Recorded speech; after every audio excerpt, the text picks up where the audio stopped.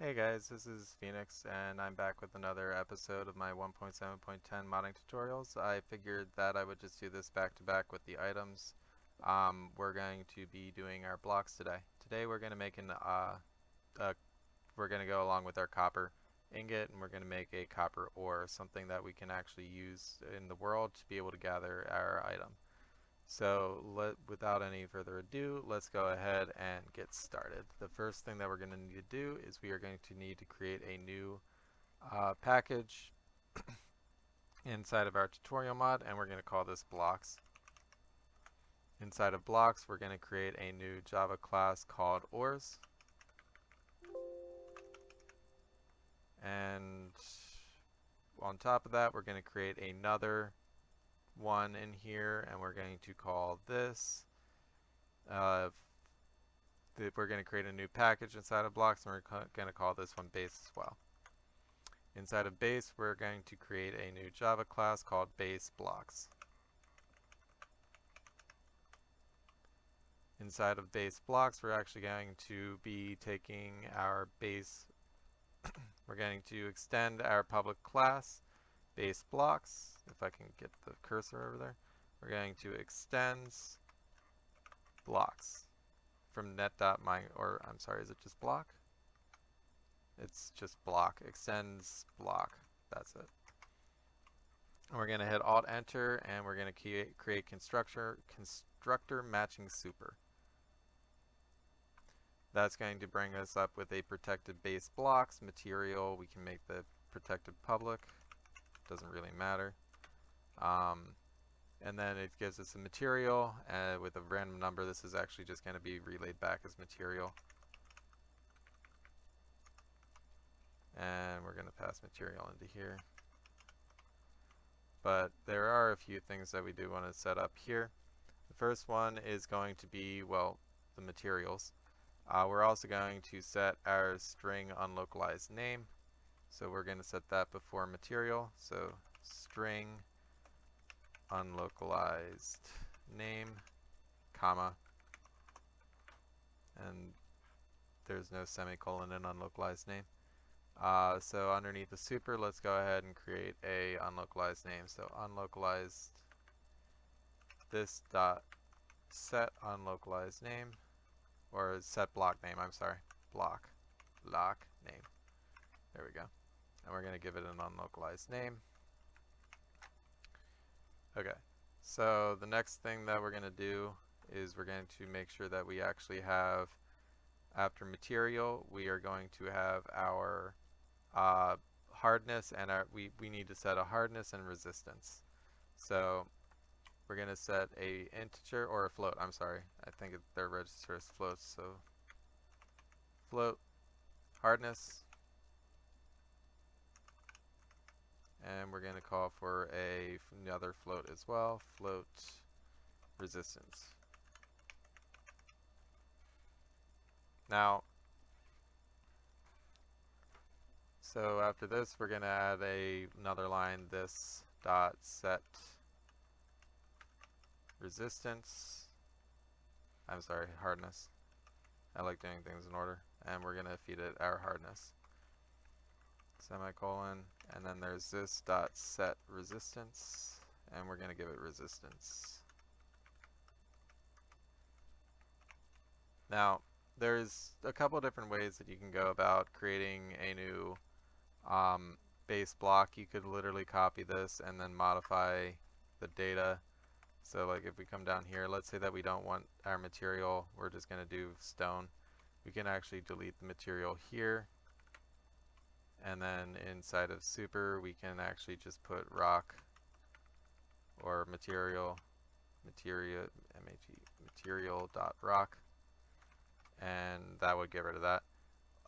But that's a little annoying if you ask me. There is an easier way where if you want to have multiple types of these, which we are doing because we can call different parameters depending on what type of block we're making. Instead of having any of this here, we can actually come down here and just say this, and anytime we call this, it'll reference this. So by saying this, we're saying, okay, Well, now we need to set the material, so we're going to call and set material.rock.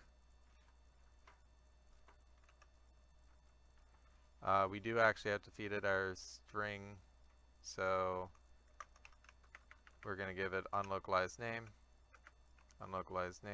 comma, material.rock, comma, and then we're going to set this to default stone, which is 1.5F, I want to say, and then there's the other one, which is the resistance is 10.0F. Let me double check that. Let's go to block, and we're going to search for ore. I believe I'm actually setting this to, let's look stone. That's stone.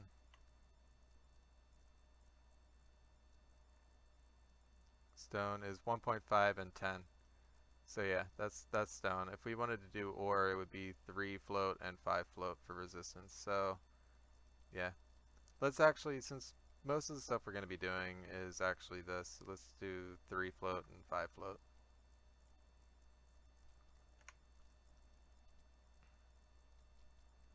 And then we can actually get rid of these because we don't need these. And then we're going to create another one as well. This one is going to be setting our unlocalized name, material rock, but this one is going to be allowing us to change the hardness. So we'll just grab these parameters up here and bring them down to here. And we're going to set, say, hardness, and resistance. Okay. So this means that we have 3 different methods of calling for our block. We can feed it only an unlocalized name, and it'll assign the rest of this automatically. We can feed it an unlocalized name, a hardness, and a resistance, and it'll fill out the rest of it automatically. Or we can call for the standard one, which then we have to set an unlocalized name, a material, a hardness, and a resistance. So that's the first part of this type of class. The next part that we're going to do is we're actually going to get the unlocalized name again. It's the same way that we did it in the previous tutorial on items, but instead of calling for an item, we're actually going to call for a tile. So we're going to override at override, and we're going to call for string. I'm sorry, public string get unlocalized name.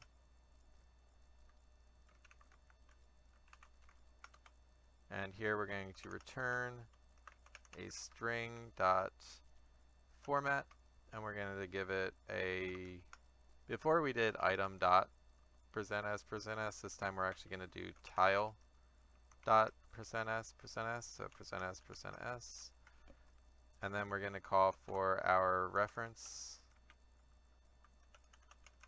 dot mod ID, and we're going to set it to lowercase plus a colon,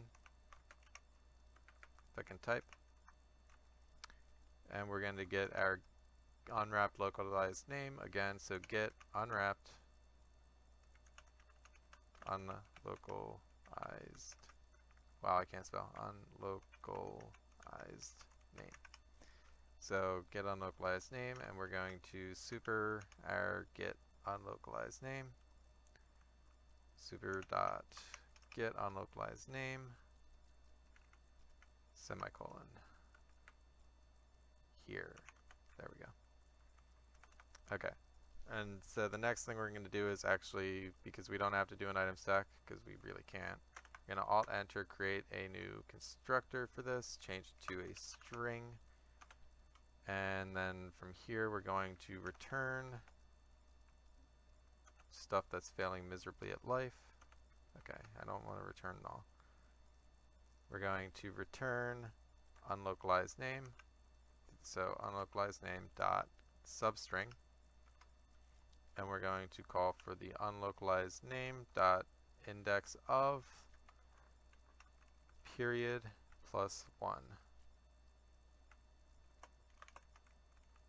Okay, so now we have the unlocalized name dealt with. So the next thing we're going to do, we can do this as private or protected. It doesn't, do I want to do it protected? Yeah, I'm going to do that protected. Next thing we're going to do is another add override. So add override, and we're going to do is set side only. Side only. We're going to say side.client. This is where we're getting the icon again. So we're doing our register. Is it still register icons? No, it's register block icons now, I think. Public. Well, I guess we'll find out. Void register icons. iIcon. Icon register. Icon register. Okay, so it didn't go yellow, which means that it's probably not that. Register block. Yes, it's register block icons. And then what we're going to do is call for our block icon. And we're going to say this is equal to icon register icon. We're going to call for our string, and we're going to format it as %s or quotes %s. This is the only time we actually have to do this inside of this is for tile. And then we're going to say get unlocalized name.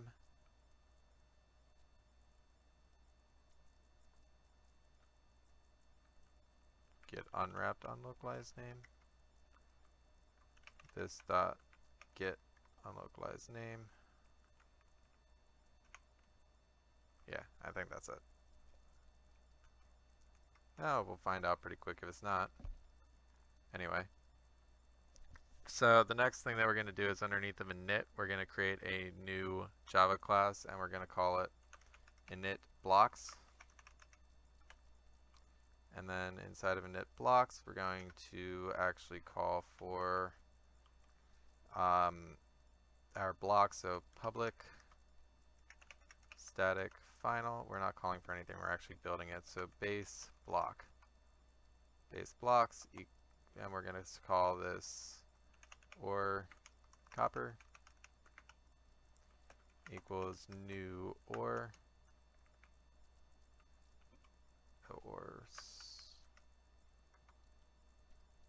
okay, new ors colon. Underneath of ors, we actually do have to extend blocks. Extends our, wow, extends extends base blocks, alt enter, create constructor using our base constructor here because we're already constructing it as an ors hardness. That's all we got to do there. And now if we go back over to init blocks, where we're going to have a parameter that's missing, we can just feed it or copper. Alright, so the next step is to go down to our register and create a new Java class inside of register, and we're going to call this register blocks. Underneath the register blocks, we are going to create a new method. We're going to call this public static void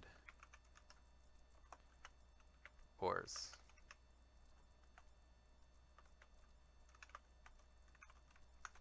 And here we're going to call for our game registry dot register block.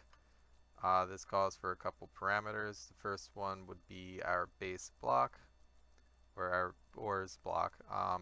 So what we're going to do is we're going to call for init blocks dot or copper, and then it also wants a string, and that string is going to be or copper.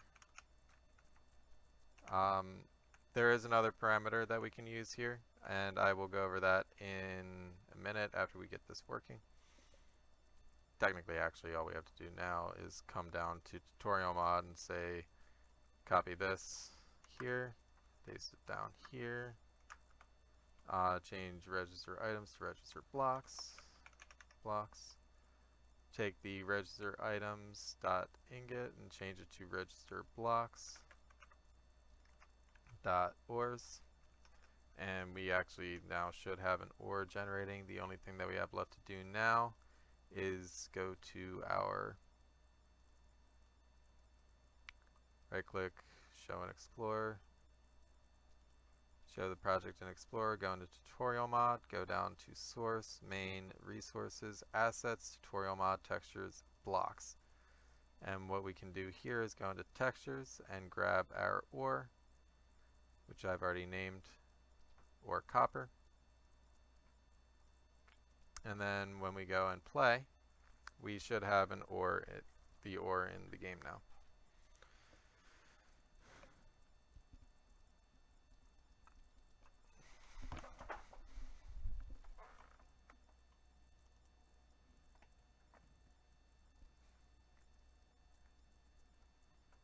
Okay, so let's go to single player test. And to easily test this, we can just say, hey, give the player, apparently I'm just player 0 today, we're going to give player tutorial mod, there's OR copper and ingots, and we want the OR copper. So now we have our copper ore, and this can be placed on the ground and broken. If you have a pickaxe, it'll actually break accordingly. I never set the tool type, so any pickaxe will be able to break this at the moment.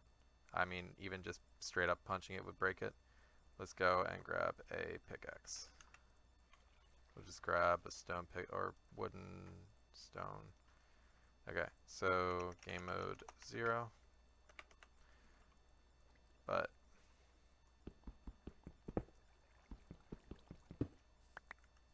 if I can also place it right on the ground and punch it to death, and it'll actually pop off too if it's not going to break there.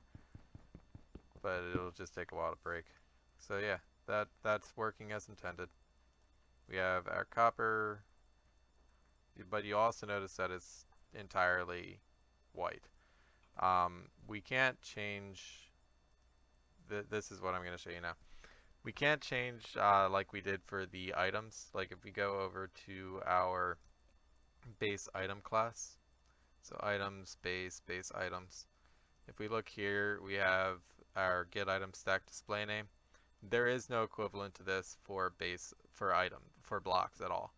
The way that we actually do this is by coming into base, creating a new Java class, and we call this base item block.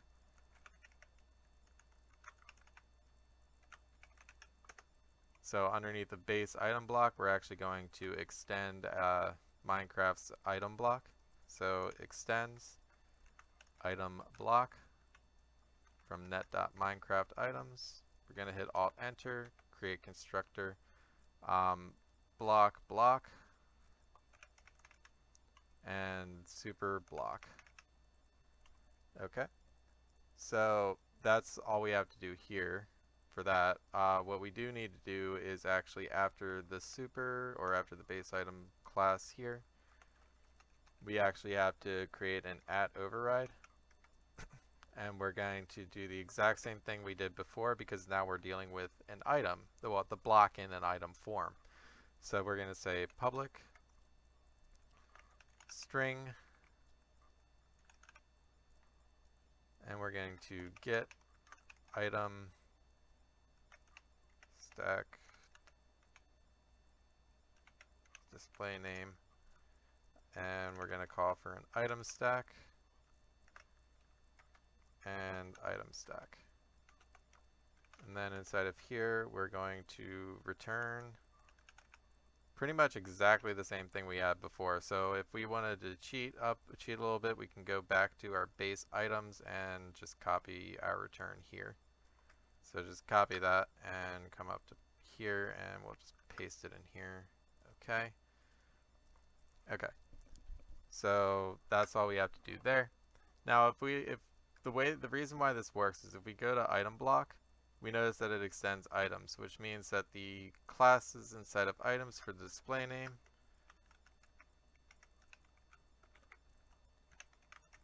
are exactly the same. meaning that we can go and use that in an item block.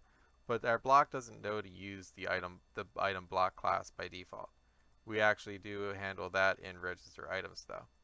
So if we come down here, or I'm sorry, register blocks. So if I come down here, remember I told you there was third parameter. If I delete this and put a comma here, it'll actually come up with that. Extends item block item class. So we can actually call that class directly. So we can say base item block dot class. And then we can go ahead and include the text or copper. So what it's saying is, hey, initialize the item, but then also initialize its form inside of, or register its form inside of an item, using the data that is stored inside of base item blocks, and then name it or copper. So now if we go ahead and test this,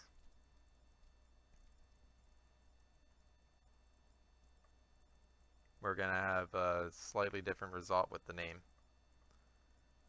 It's still going to look, the name's still going to be all that obscure thing, but now it's actually going to have color to it. So we can go into here, test, and if we go ahead and look at this, it's orange. If we look at this, it's orange as well, because we're actually now setting the color of the item stack.